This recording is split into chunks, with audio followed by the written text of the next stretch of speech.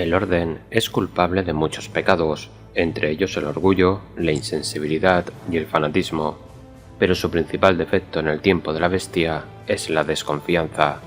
En marcado contraste con los clanes Orruk y los demás seguidores de Gorka Morka, que se han unido como nunca antes bajo el poder de Kragnos, la ya de por sí tenue alianza del orden se está resquebrajando. Desde fuera, se podría entender el conflicto dentro de las fuerzas del orden como un conflicto entre los elfos y las otras razas con las que luchan, pero los elfos están lejos de ser un grupo homogéneo, y solo hace falta un breve vistazo para ver cómo forman divisiones más pequeñas. A grandes rasgos, existen enemistades entre los elfos cainitas y los forjados en la tormenta, los elfos de las ciudades libres y sus conciudadanos humanos o Duardin, los elfos Luminet y los Sylvanet que desaprueban sus temerarias acciones, e incluso los elfos Sidonet y los Matafuegos. Estos odios se manifiestan de diversas formas, con distintos grados de intensidad entre distintos grupos de personas. Por ejemplo, una hueste de forjados puede escuchar el reticente llamamiento del dios rey a la paz con los templos cainitas, mientras que otra, incapaz de perdonar el aguijón de la traición, pueden desenfundar sus armas inmediatamente al ver al aspecto afilado ante ellos. Para enturbiar aún más las cosas, esta última hueste podría entremezclarse con la primera, y se hace mucho más difícil separar a los sanguinarios y vengativos de aquellos cuyas manos están limpias. La confianza en un entorno así es algo frágil. Una vez rota, la culpa recae sobre pueblos enteros en lugar de solo sobre los perpetradores. Pero si el orden lucha consigo mismo durante mucho más tiempo, sus ciudades, caminos y libros no sobrevivirán.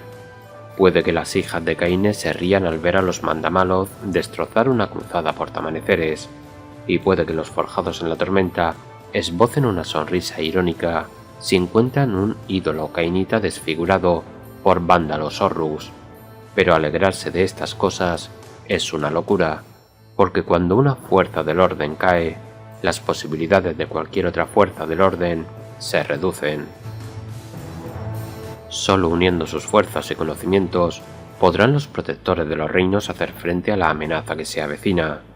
Gromny y Sigmar lo demostraron cuando crearon juntos la primera serie de armaduras atronadoras, forjando una chispa de esperanza que podía penetrar incluso en la turbulenta oscuridad de los cielos malditos. Un vínculo de campeones, luchando juntos en estos tiempos sospechosos y desesperados, podría hacer lo mismo.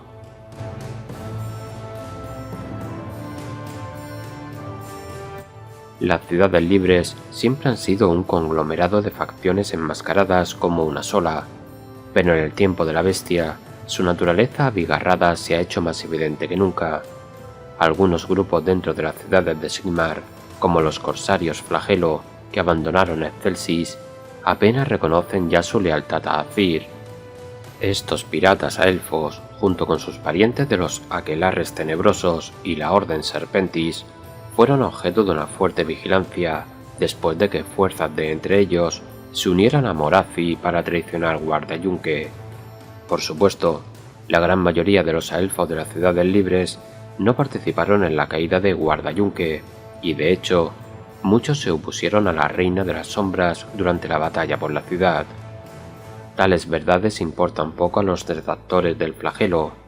Los odiosos ataques de organizaciones como la Hermandad Piedra Nula llevaron a los corsarios a levar anclas y zarpar, y en muchas ciudades en las que el cónclave no consigue mantener a raya la violencia contra los elfos, los muelles están ahora repentinamente vacíos.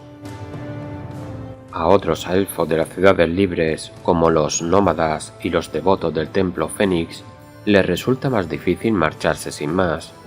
A menudo, su única forma de escapar de la persecución es unirse a las cruzadas portamaneceres, que no solo ofrecen una salida, sino también la oportunidad de regresar a sus tierras ancestrales o sanar el sufrimiento de la naturaleza.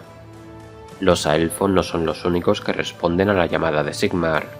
Otros amaneceres típicos son los devotos fanáticos obligados por su fe, los soldados del gremio libre, ansiosos por contraatacar a los enemigos que les rodean, y los eruditos de la Academia Arcana, cuyos conocimientos místicos pueden limpiar la tierra de su corrupción.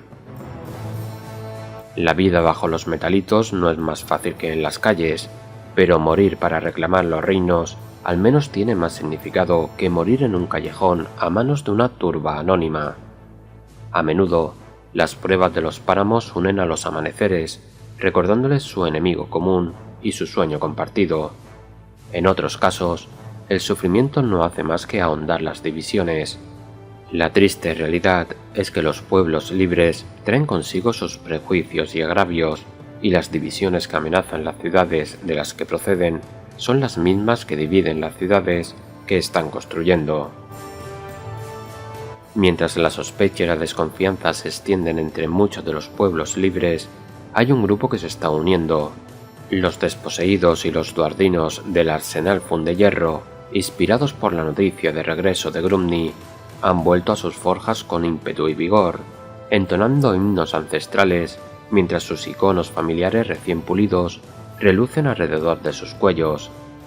Muchos talladores ancianos, con los ojos más brillantes y la barba más tupida que en décadas, han celebrado banquetes con los Caradhran y los Matafuegos en los últimos meses, y entre profundas jarras de cerveza recuerdan con cariño las viejas historias de los Cathalid. Siglos de divergencia no pueden deshacerse con unas copas, pero los lazos que se van estrechando entre los habitantes de Grumni demuestran que el sueño de un mundo mejor sigue vivo. Los pueblos libres se encuentran ahora en una encrucijada en la que un camino conduce a la destrucción y el otro significa forjarse de nuevo. Depende de ellos lo que elijan.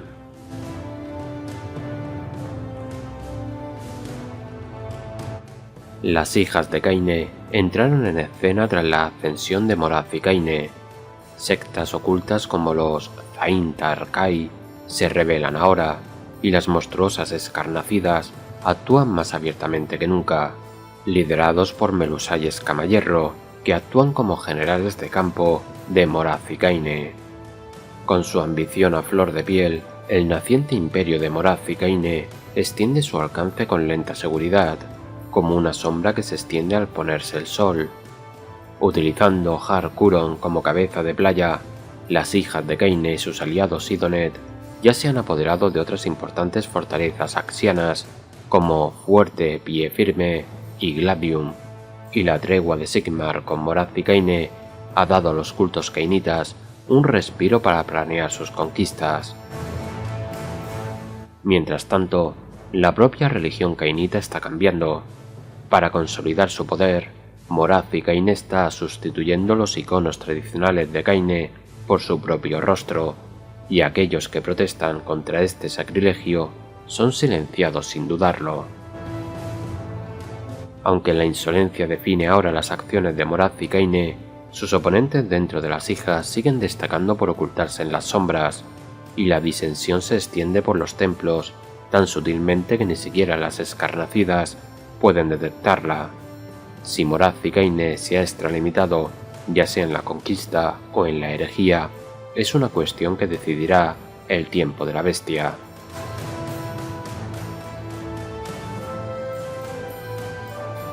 La pérdida de la linterna ocariana conmocionó a los Sidonet, pues si sus enemigos podían abrir una brecha en el abismo Sardanoi, entonces ningún lugar de los océanos estaba a salvo. Pero cuando Moraz y Kaine, contra todo pronóstico, les devolvió la linterna, los Sidonet vieron cómo sus temores se transformaban en esperanza. El oscurecimiento de la linterna ocariana, aunque trágico, también significaba que el cruel Teclis nunca podría utilizar la luz del artefacto para encontrarlos, y el regreso de las antiguas almas Zitai a su cuidado significaba que los Sidonet tenían la oportunidad de reencarnar a sus antepasados más honorables. Aunque muchos enclaves dudaron en seguir colaborando con las kainitas, el exceso de almas robadas de Guardayunque rejuveneció a su especie moribunda como ninguna otra incursión en la historia. Semejante regalo convenció a los últimos profundos Sidonet de las ventajas de unirse a las campañas kainitas. Sin embargo, La agitación de los profundos ha costado caro a las fuerzas del orden. A medida que más puestos de avanzada desaparecen bajo el mar etérico y más almas se desvanecen en las profundidades, las ciudades libres ruegan a sus pocos contactos Idonet que recuerden a su enemigo en común, mientras que facciones menos indulgentes como los matafuegos afilan sus hachas y se preparan para la venganza. Mientras el futuro de los Idonet dependa de extinguir la esperanza de la superficie, la paz entre ellos parece improbable.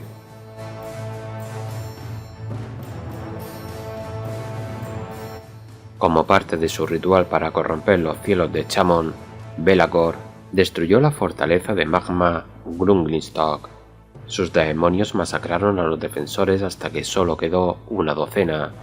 Luego envolvieron el portal de reino en el centro de la fortaleza de magma, el camino de Kostar, con magia del caos hasta que el portal detonó.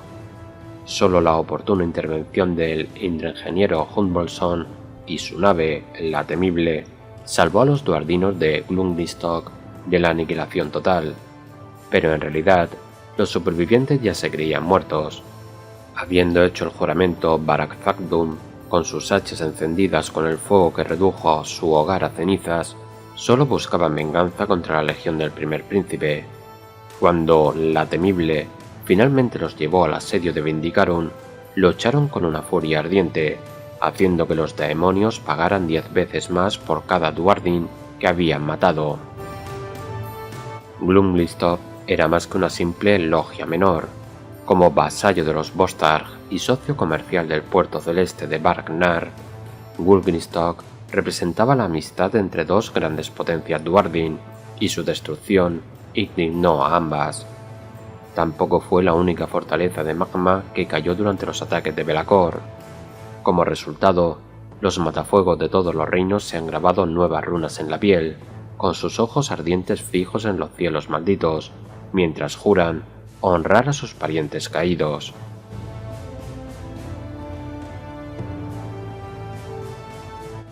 La situación podría ser peor, se dice en los Caradhran. Las acciones de un valiente almirante evitaron que la Crux Espiral acogiera a un nadir de Siis menor, mientras que la intervención de otro salvó a Vindicarum de convertirse en un nuevo trono del caos, y por un breve y milagroso momento, la segunda conferencia de Madralta se pareció a la primera. Los Caradhran se unieron, combinando las innovaciones de una nueva era con el respeto a los ancestros, y como uno solo, decidieron actuar en beneficio de los demás, no solo en el suyo propio.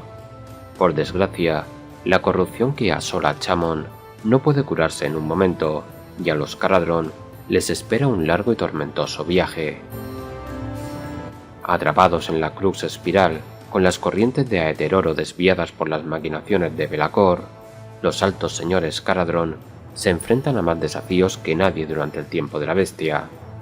Los dispersos puertos celestes deben establecer nuevas rutas comerciales, líneas de suministro y defensas, incluso cuando las nubes se separan y vomitan irrealidad a su alrededor. Los arcanautas, llenos de fanfarronería y de cerveza Buchmann, dicen que hay oportunidades en la adversidad y que todos serán ricos cuando acabe el tiempo de la bestia, pero primero deben sobrevivir y las posibilidades parecen escasas.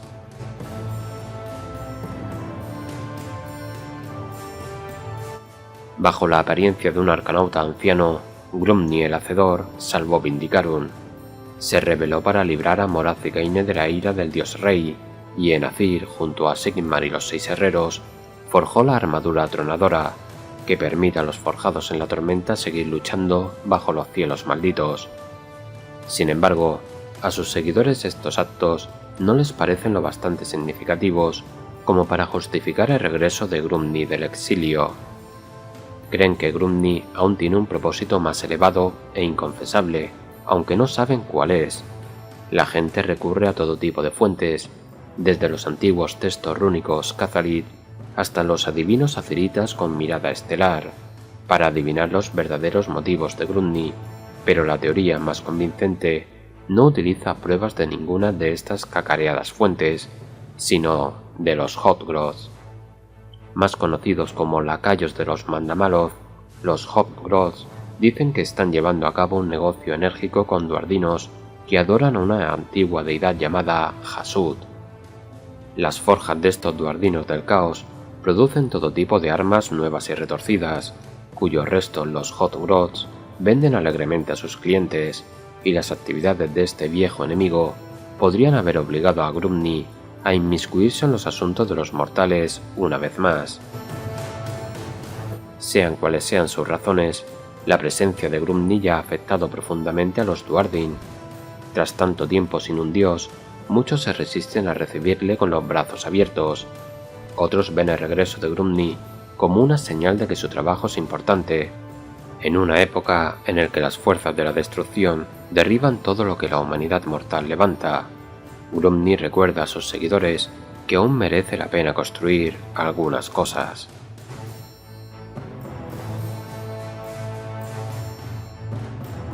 La fuerza de las montañas sentó las bases para la aparición de los Luminet en los reinos, pero durante la Guerra de la Luz y la Muerte necesitaron en su lugar la velocidad del viento.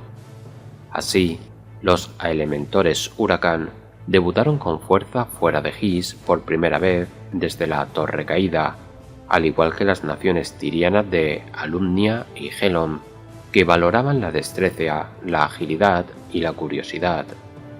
Llegaron en el momento oportuno, ya que ahora que enemigos como el terremoto viviente han entrado en Liza, los Luminet se benefician enormemente de contar con elementores que superan a Kragnos en destreza, además de poder igualar su fuerza.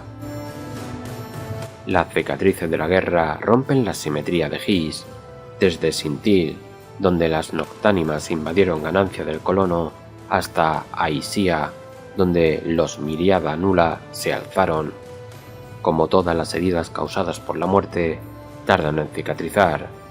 Los Catalar trabajan incansablemente para gestionar el lamento de los Luminet, y a medida que sus incensarios se llenan de dolor, vuelven sus rostros velados hacia los otros reinos. Siis fue solo el principio.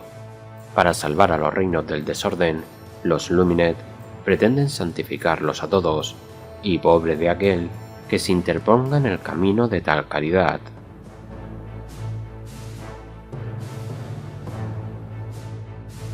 Los Serafones hicieron grandes sacrificios antes del tiempo de la bestia.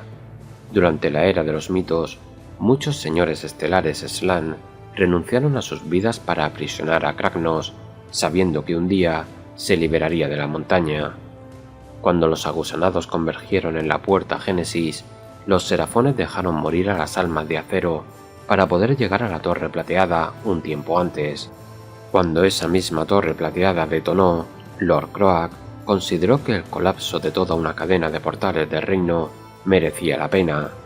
En los despiadados cálculos del Gran Plan, tales pérdidas sin duda se justifican, pero solo seres como el Slan pueden comprender realmente cómo. Los mortales que luchan por comprender a los Serafones pueden al menos observar algunas consecuencias directas de sus acciones. El propio Lord Croak intervino para desviar a Kragnos de Celsis, aunque la salvación de la ciudad parecía un efecto secundario no intencionado más que su objetivo real. Poco después, los Serafones liberaron a los últimos draconitas que quedaban en éxtasis, y la unión de estas antiguas criaturas con los guerreros celestiales de Sigmar ha demostrado ser una potente combinación. Las intenciones de los Serafones siguen siendo tan misteriosas como siempre, pero su intención de destruir el caos sigue siendo una constante universal.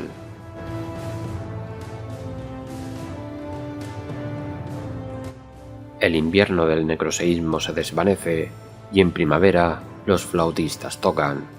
El ritual de Alariel en el roble de las eras pasadas creó una nueva raza de Sylvanet, los aparecidos Canción de Guerra, y estos músicos feéricos no solo amplifican el canto de los espíritus, sino que también lo conducen hacia nuevas y complejas melodías. Con esta fuerza resurgente, los Sylvanet de todos los reinos ciñen sus arboledas silvestres con vegetación fresca, corteza dura y espinas afiladas, y como resultado son la única facción del orden cuyos hogares se han vuelto menos vulnerables en el tiempo de la bestia. Pero igual que los Sylvaneth se hacen más fuertes, también lo hacen sus enemigos. Las bestias del caos aúllan fuera de sus arboledas, y el cacareo de Nurgle tiene un matiz de ira al ver sus fétidos pantanos limpiados y replantados. Ambos bandos están enviando nuevas fuerzas a la batalla a lo largo de la franja siempre verde, como en Invidia y alrededor del río Vitalis, y en particular la puerta Génesis ha atraído mucha atención. Cerrada a un gran coste durante las guerras por los portales, Alarielle reabrió la omnipuerta a 8 partes para la invasión combinada de forjados y cainitas. Los Sylvaneth aún la mantienen en su poder, pero una vez que Archaon acabe con Catacros, el fácil acceso que proporciona a Ghyran la convierte en un objetivo tentador.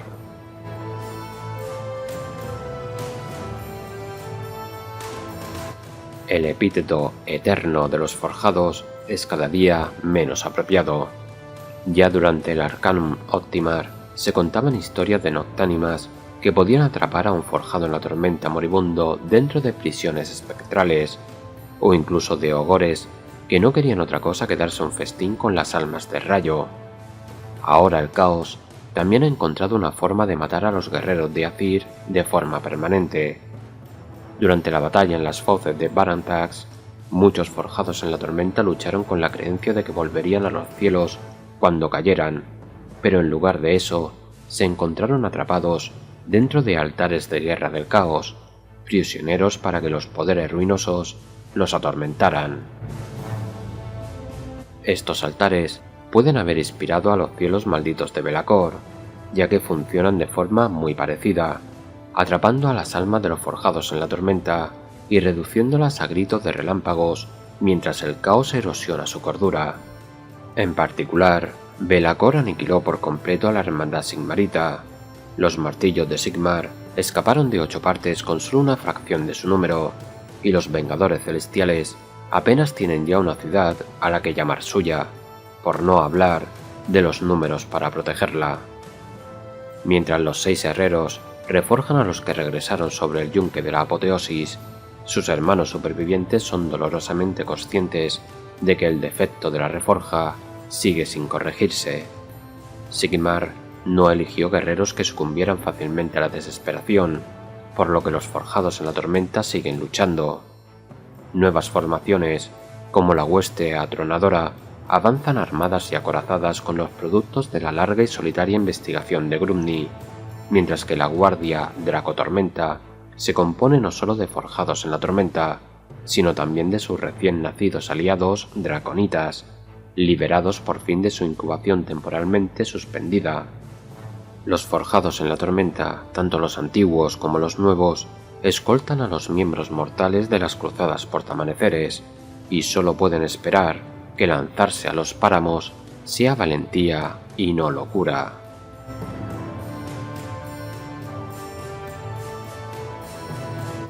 El caos espera su momento en el tiempo de la bestia. Los principales actores que sirven a los dioses oscuros no participan en las guerras que rompieron los reinos, sino que aprovechan este tiempo para reunir fuerzas o concluir viejas campañas. Archaon, por ejemplo, estuvo notablemente ausente cuando la alianza Forjados Cainitas invadió su explotación minera de Baranita, ya que estaba muy ocupado luchando contra el mortarca Catacros y la fortificación osiarca construida alrededor del portal final.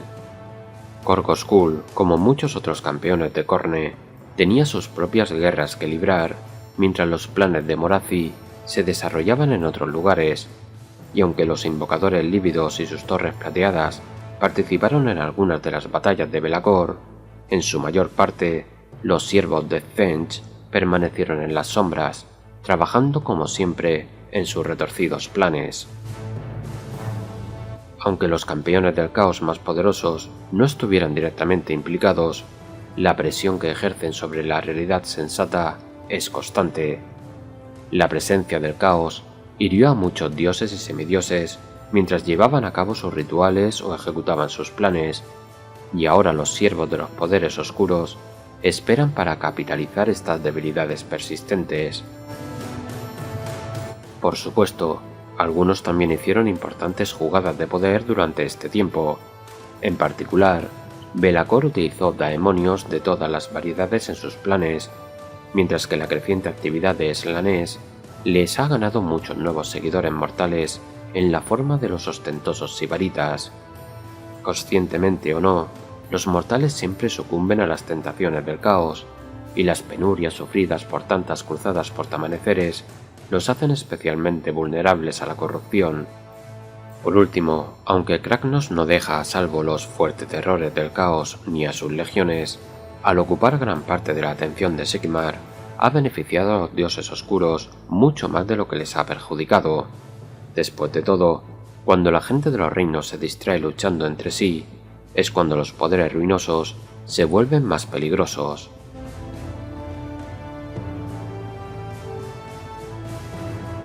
La contribución directa del dios de la sangre al tiempo de la bestia fue mínima, casi inexistente.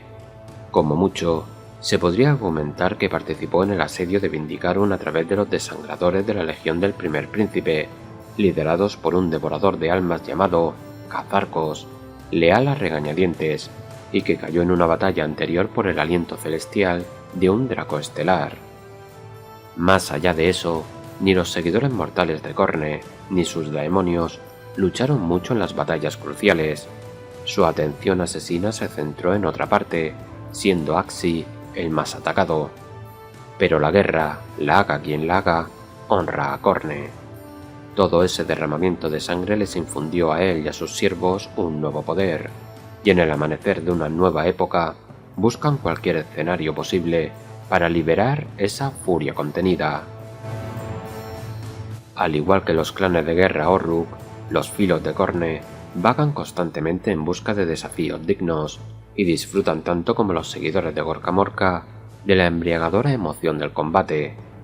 Como resultado, prosperan durante el tiempo de la bestia casi tanto como sus salvajes rivales, y las dos facciones chocan a menudo cuando salen de sus territorios tradicionales. Las legiones de sangre también luchan con renovado vigor contra las cruzadas portamaneceres, ya que la sangre se derrama con mayor facilidad una vez que los siervos del dios rey abandonan sus preciosas ciudades.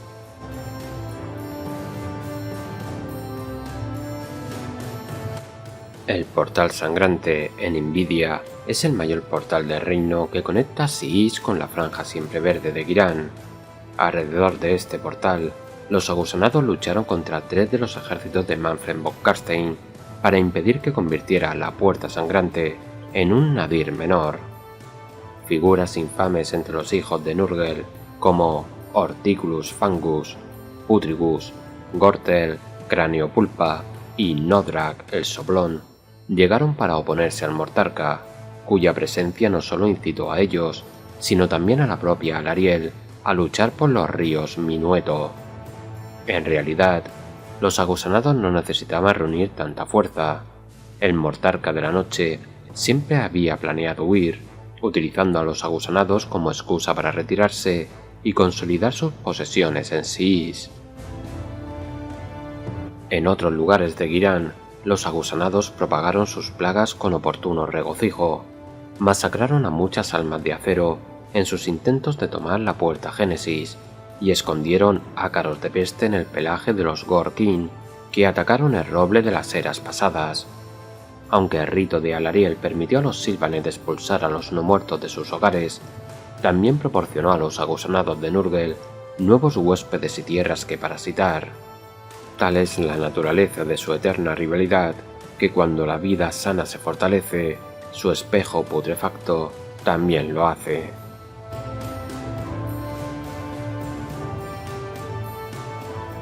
La libertad de Slanesh se acerca por cuestión de grados. Hasta entonces, confía en la indulgencia y el exceso de los reinos mortales a sus hijos. El recién nacido, criado cuando Morathi abrió una conexión con Slanesh en Ulgis, atrajo a multitudes de adoradores con su aroma perfumado y su forma ondulante. En esta multitud venían sibaritas, mortales seguidores de Slanesh nunca vistos en tal fuerza antes, arqueros gozaespinas cuyos ojos absorben toda la estimulación visual posible, almagemelos sin bares, fusionados con daemonios Slaneshi e incluso slangos, con pinzas parecidas a cangrejos y cuernos brillantes de oro. Incluso antes de salir de su crisálida común, Dexcesa y Sinesa convirtieron a la hermandad Piedra Nula de Celsis en sus esclavos solo a través de susurros, y casi se apoderaron de la ciudad como su conquista neonatal.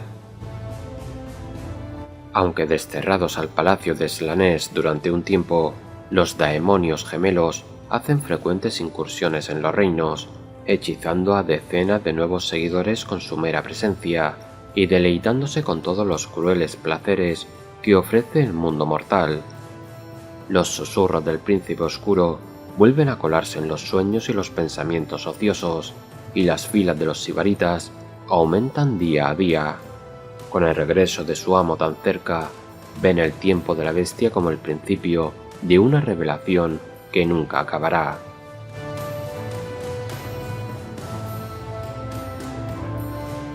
Los invocadores lívidos de Tzeentch, comandantes de las Torres Plateadas, han tenido problemas últimamente.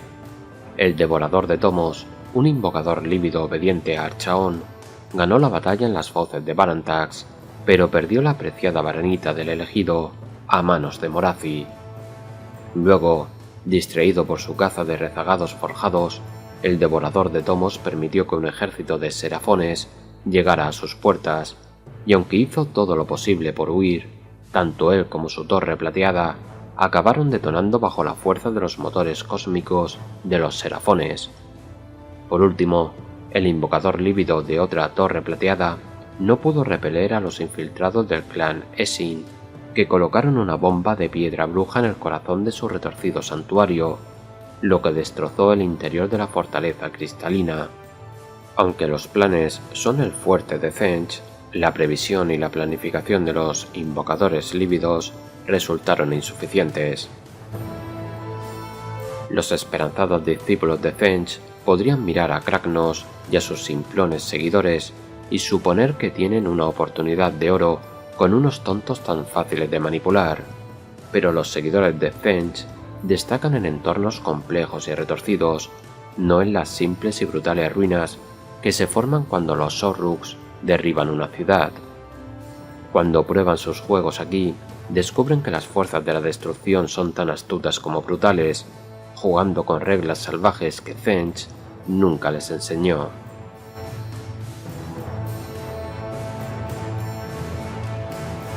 Como siempre, los Skaven corretean y roen la realidad, recordando a todo el mundo que la entropía arruina todos los planes.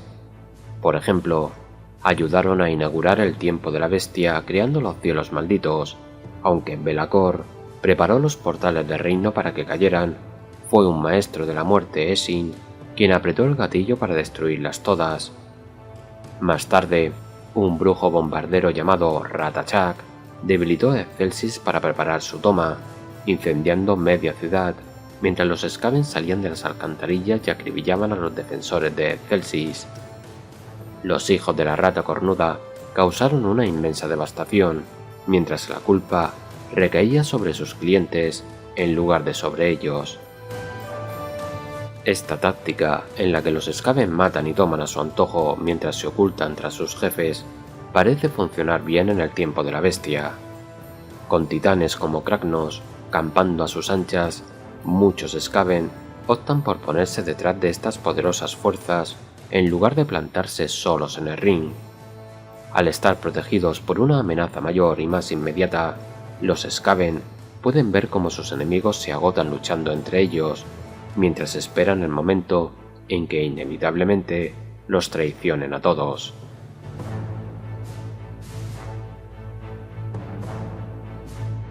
La vida y la luz han barrido el manto arrojado por el necroseísmo, y el poder de la muerte se desvanece, pero toda bestia que rebuzna acaba sucumbiendo a la vejez, y los no muertos esperan, sabiendo que volverán a levantarse. En Nagasizar, el gran nigromante recupera sus fuerzas, regenerando su cuerpo mediante una combinación de macabros hechizos y pura fuerza de voluntad. Sus mortarcas, abandonados a su suerte, se han dispersado, cada uno persiguiendo sus propios objetivos. La única excepción, Arcan el Negro, ya no está, pues el Tharion le asestó un golpe que le hizo caer por el borde de His. Todos los que lo vieron caer suponen que las energías mágicas brutas más allá del borde de la realidad lo aniquilaron, aunque si alguien podría sobrevivir a una caída en picado más allá del perímetro hostil, ese sería el Mortarca del Sacramento. Mientras tanto, Orfeón Catacros continúa su guerra contra Archaon, negándose a retroceder, y Lady Olynder caza a Belacor cumpliendo su promesa de ajustar cuentas ahora que su efímera alianza ha terminado. En cuanto a Neferata y Manfred, ambos están enfrentados como siempre, luchando por el territorio del otro, incluso cuando la muerte pierde terreno en los reinos. Ninguno de los Mortarcas parece dispuesto a colaborar, ni tiene la capacidad de dominar y gobernar a los demás. En cuanto a las hordas no muertas, la obediencia sigue siendo su maldición. Puede que el Señor Supremo de la No Muerte esté indispuesto, y que sus pocas órdenes son transmitidas por un intermediario, pero sus sentencias permanecen, y los diversos vampiros, cosechahuesos y espectros, bajo su esclavitud, deben cumplir sus últimas órdenes lo mejor posible. Incluso cuando los rápidos cambios que barren los reinos hacen que tales órdenes carezcan de sentido, los muertos deben ejecutarlas, esperando contra toda esperanza escapar de esta fútil existencia.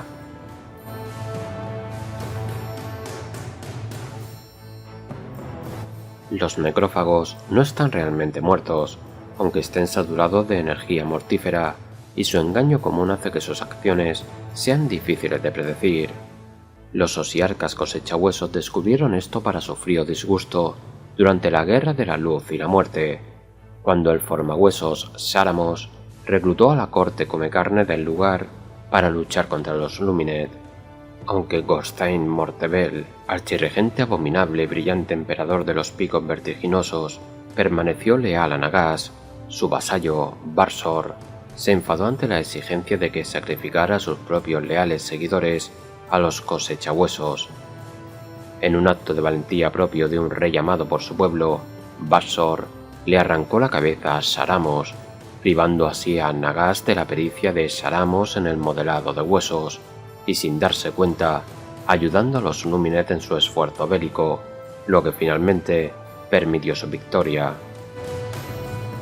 Con las fuerzas de la muerte ahora fracturadas, la respuesta de los osiarcas tardará en llegar, y las cortes comecarne son libres de dar rienda suelta a todos sus caprichos. En su optimismo delirante, los necrófagos ven el tiempo de la bestia como todo menos lo que realmente es. Algunos necrófagos miran con ojos soñadores a los Orruks en estampida, convencidos de que estas bellas y nobles bestias han venido a esparcir sus bendiciones vivificadoras por tierras grises y desamparadas, mientras que otros descienden sobre los Wa, gritando bendiciones al destino por esta cornucopia de buena caza.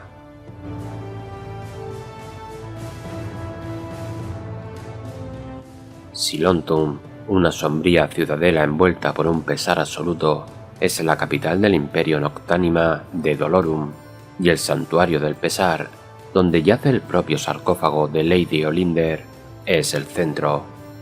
Belacor llegó a este santuario interior con un ataque sorpresa contra la fortaleza Noctánima, pero en lugar de destruir el cadáver de Lady Olynder, lo utilizó como moneda de cambio con la Mortarca del pesar. Acordaron una alianza temporal, y así las procesiones de las Noctánimas se unieron a la legión del primer príncipe para desestabilizar los portales del reino de toda la Crux Espiral. Por su labor, cosecharon una buena parte de las almas de los caídos de la Hermandad Senmarita, muchos de los cuales fueron a parar a manos de torturadores espectrales llamados los Krulespectros Atroz.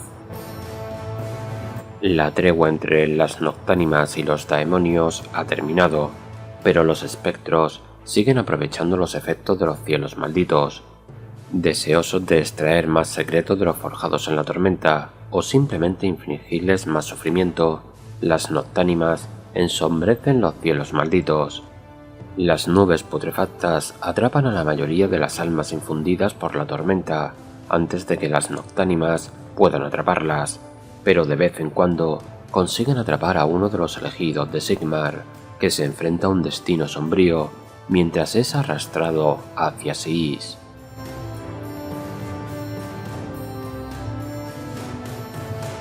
Teclis se abrió paso a través del corazón del Imperio Osiarca, derribando las estatuas del tríptico, mientras sus jinetes Huracán mataban a varios imponentes Behemoth Osiarcas en Equis Central. Las runas geománticas Luminet anclaron múltiples inframundos en su lugar, ralentizando su deslizamiento hacia el nadir de Siis, y estas victorias simbólicas dieron esperanza a los vivos. Como resultado, los mortales de todo Siis han encontrado el coraje para rechazar el diezmo de huesos y luchar contra el Imperio Osiarca una vez más. Las posteriores derrotas en His debilitaron aún más a los Osiarcas cosechahuesos, y el prolongado enfrentamiento entre Catacros y Archaon ha resultado ser una costosa sangría para los recursos del Imperio. Los Osiarcas cosechahuesos, aunque pacientes, no vacilan ante sus pérdidas. Ya están recogiendo los cadáveres de elfos esparcidos por las tierras interiores primas, desmenuzando tanto sus esqueletos como sus almas para crear construcciones bélicas de una inteligencia y agilidad extraordinarias. Las cruzadas portamaneceres y los grandes Wa también dejan huesos en abundancia, y con el tiempo, los cautelosos cosechahuesos tendrán todos los recursos para construir su necrotopía, casi sin coste alguno para ellos. La próxima vez que ataquen en masa, lo harán con la presteza de los Luminet, la tenacidad de los amaneceres y la ferocidad de las bestias salvajes.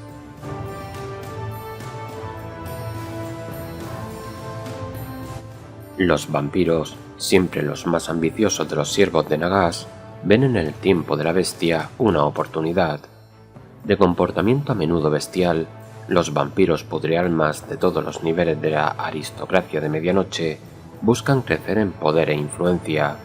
Por ejemplo, Manfred von Carstein planeó perder su invasión a Envidia, todo para poder retirarse a las posesiones de Neferata y asegurarlas como propias. Neferata, para no ser menos, ya tenía agentes dentro del propio territorio de Manfred, deponiendo a sus lugartenientes o inclinándolos de su lado. En otras partes de Siis, los vampiros podrealmas menores reclaman su dominio sobre otros no muertos, mientras que los monstruosos Barskir y Bargeis cazan con fervor animal en las tierras salvajes creadas por los seguidores de Kragnos. En general, con Nagash instalado en Nagashizar, el tiempo de la bestia exacerba la relativa independencia que caracteriza a los necroseñores. Pueden negociar con los enemigos más odiados del gran nigromante, como los forjados en la tormenta, sin temor a sus represalias inmediatas, y algunos incluso esperan librarse por completo del control de Nagash. Los orgullosos soberanos de los repicahuesos se encuentran una vez más sometidos únicamente a su propósito, y los ansiosos nigromantes limpian el polvo de los tomos prohibidos, estudiando los secretos más guardados de Nagash mientras se recupera.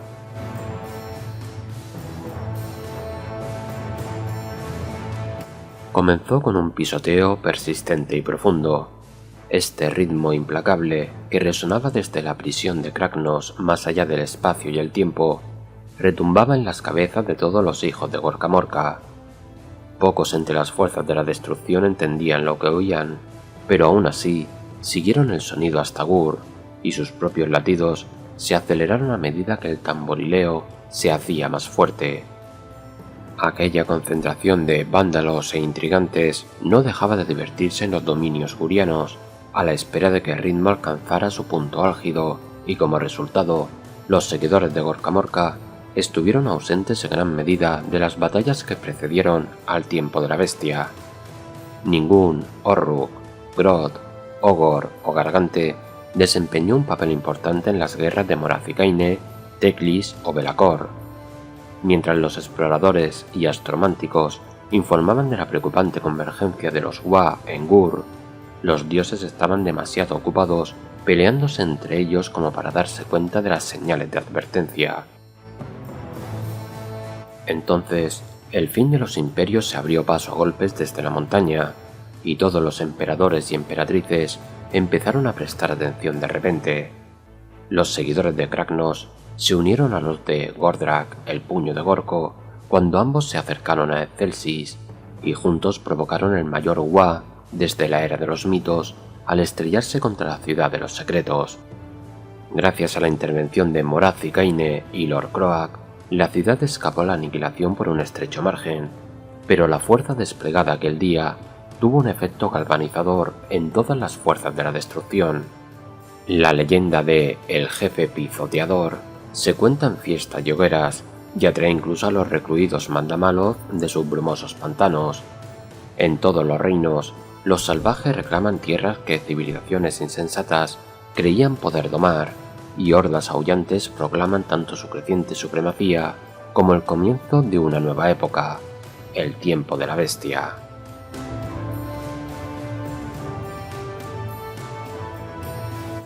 Skragoth, el Lunarca, hizo todo lo posible para guiar a Gordrak por el buen camino, utilizando las balbuceantes profecías de sus videntes fúngicos. Skragoth identificó 3 artefactos que asegurarían la victoria de Gordrak en Excelsis, y en última instancia abrirían un camino hacia la propia Azyr. Por desgracia, la paciencia nunca fue una de las virtudes de Gordrak, y comenzó la invasión en lugar de seguir todas las instrucciones de Skragoth. Furioso por esta falta de respeto a su prodigioso y claramente superior intelecto, Skragroth se ha retirado al barranco del Dezparrame para averiguar qué pasos podría atraer la atención de la Luna Malvada. Los tipejos nocturnos de todo el mundo están haciendo lo mismo. Ahora que la diversión en la Costa de los Colmillos ha terminado, los Grots y los Troggoths regresan a sus húmedas guaridas y, al menos en el caso de los Grots, planean sus próximos pasos. Kragnos es tan dios para ellos como para los demás, bañado por la luz de la luna malvada cuando se liberó del pico doble cuerno, y a los tipejos les encanta engalanar las ruinas que deja atrás con setas y telarañas. Por desgracia, su capacidad para manipularlo se ve obstaculizada por los mandamaloth, que parecen dispuestos a desbancar a los Grots como cerebro de las fuerzas de la destrucción.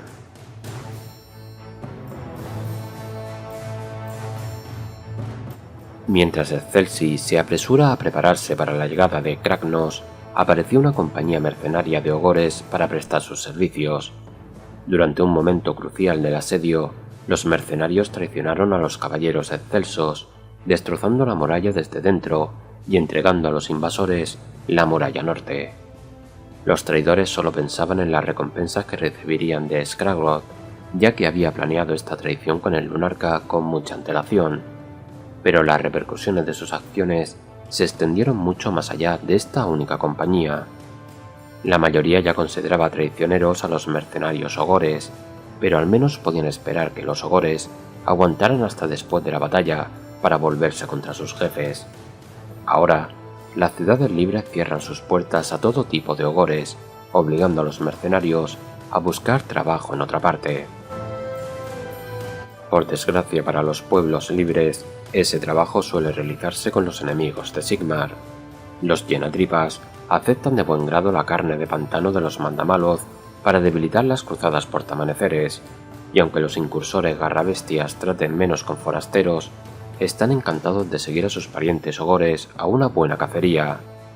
Si las ciudades libres quieren sobrevivir al ascenso de la destrucción, no pueden permitirse alejar a los únicos contactos que tienen dentro de la Gran Alianza.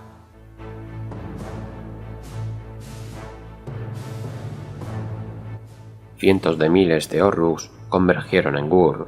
Muchos, como Gulgad Garrapiedra, llegaron sintiendo el Wa como un latido que resonaba en sus sueños. Otros llegaron arrastrados por el carisma de Gordrak.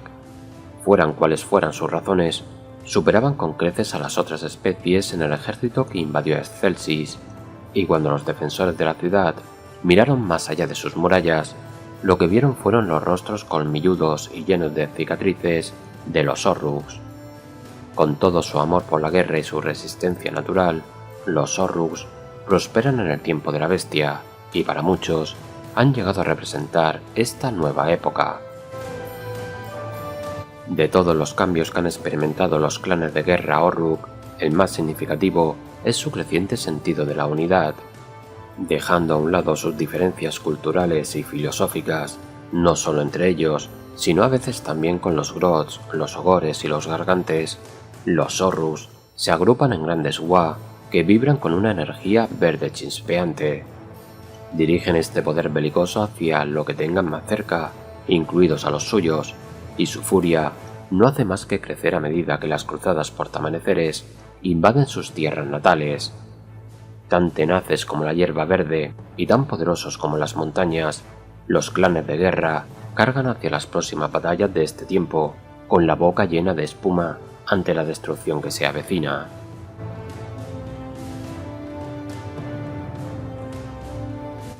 Los Gargantes piensan despacio, pero al final lo consiguen. Cuando los Mega Gargantes de Skirla desafiaron a Kragnos, este mató a todos menos a uno, Derko Muerde Ballenas, que sobrevivió jurando lealtad al terremoto viviente. Viendo el sentido de esto, los Gargantes de todo el mundo han decidido que prefieren estar con Kragnos que contra él. Algunos incluso se han puesto cuernos o se han pintado pezuñas en las plantas de los pies para mostrar su admiración, y las matriarcas Gargantes están de acuerdo en que el hecho de que Kragnos tenga 4 pies seguramente indica que ha sido bendecido 2 veces por el pie de Gorko y el pie de Morko.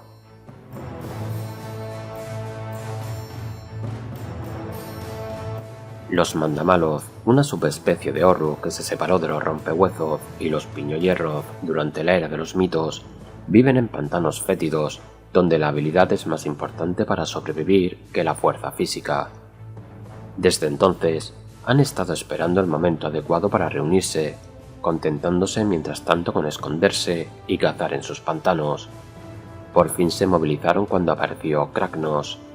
Con el terremoto viviente como único dios a la vanguardia de su invasión masiva, salieron de sus pantanos para hacerse con el botín que se habría acumulado durante el tiempo que pasaron ocultos. En el centro de la relación de los Mandamaloth con Kragnos está Gosprak, la boca de Morko. Gosprak, un espejo astuto pero brutal de Gordrak, siguió la pista de Kragnos tras el asedio de Celsis y halagó al dios para que permitiera a los Mandamaloth servirle directamente. Ahora Gosprak difunde la leyenda del terremoto viviente lo más lejos posible, ya que la fuerza del dios aumenta a medida que crece su fama, mientras que a su vez su fama crece con cada nuevo acto de fuerza. Como resultado del predicar de Gosprak, los Mandamaloth adoran a Kragnos casi tanto como a Morko, dejando efigies con cuernos para honrarle allá donde se extienden sus fangosos territorios. Y se han extendido, especialmente en relación con las cruzadas portamaneceres. Una de las nuevas tácticas favoritas de los Mandamaloth consiste en provocar a una cruzada portamanecer para que se dirija hacia reliquias arcanas falsificadas o hacia un desierto aparentemente acogedor, y luego abalanzarse sobre los amaneceres una vez que están agotados y aislados. Aprovechando este impulso, los Mandamaloth pueden conquistar la misma ciudad de la que salieron los portamaneceres y así ahogar enormes partes del imperio de Sigmar en un diluvio de lodo. Conflictos como la guerra en la guardia de Ambarosio ha convencido a los Sigmaritas de que los Mandamaloth son la principal amenaza de esta nueva época.